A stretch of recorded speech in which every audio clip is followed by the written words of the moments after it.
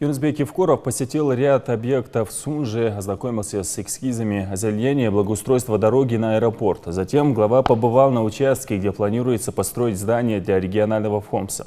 Юнусбек Евкуров поручил начать строительство в воскресенье и в течение 2 дней выдать подрядчику соответствующие документы. ФОМС должен стать ближайшим соседом станции скорой помощи. Глава обратил внимание на то, что оба объекта входят в сферу здравоохранения. Важно, чтобы они содержали, в частности, в чистоте и порядке близлежащую территорию.